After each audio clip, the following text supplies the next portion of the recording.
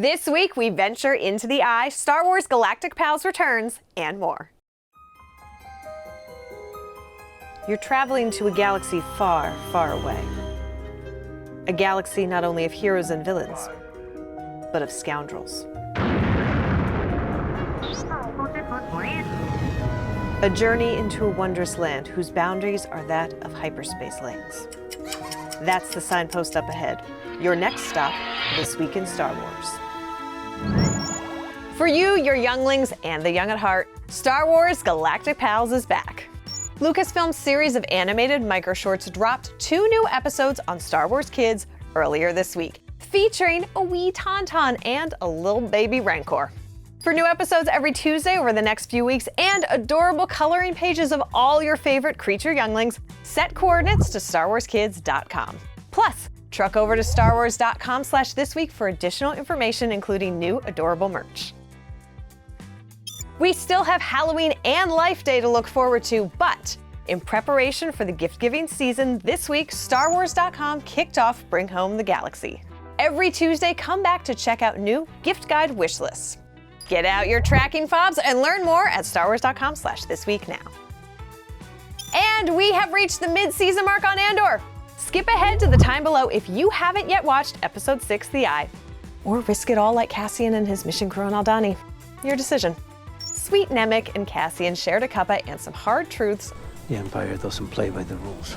On the road to the garrison before trading in some cozy shepherding gear for Imperial fatigues. Blending in seamlessly, Vel's squad then infiltrated the garrison using the Eye, a celestial spectacle that happens every 3 years, for cover.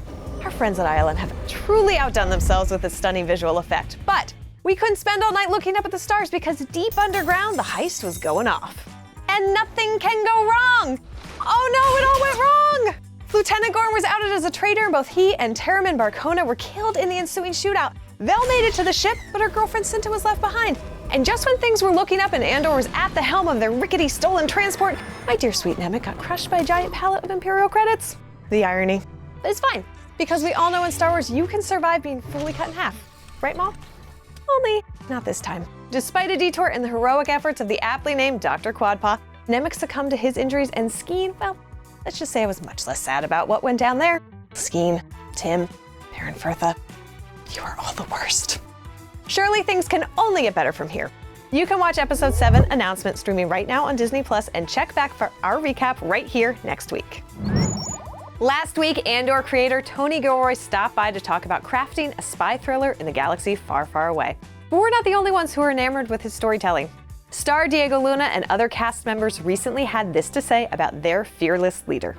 Tony Gilroy is a writer that he spends his creativity exploring the gray areas, the contradictions. And that to me is where the richness of the show comes from, you know? He's such a complex writer. It's not an easy thing to say that someone gets to a point where he's willing to sacrifice everything for a cause. That makes Cassian a very special man. But what needs to happen for someone to get there? I don't think there's anyone like Tony to write that story, because it has to be full of that, full of back and forths, of choices that might be right or wrong, and someone that keeps moving forward, you know? I was very grateful to Disney and to Tony Gilroy to invest narrative space in this woman, to get to explore her, to get to see what it costs to be her, to get to see how dangerous it is to have her voice. I hope fans are as interested in that as I am, because I want to know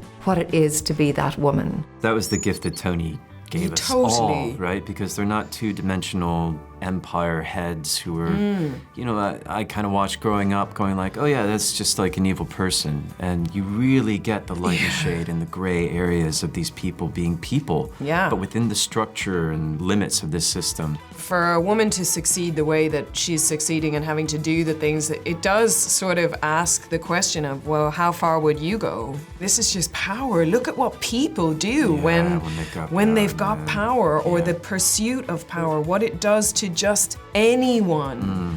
Like, it's not just men who behave badly when power is, you know, within their grasp. That's it for this week, but for more on these stories and other news from around the galaxy, check out StarWars.com. And be sure to join us right here for This Week in Star Wars every Thursday.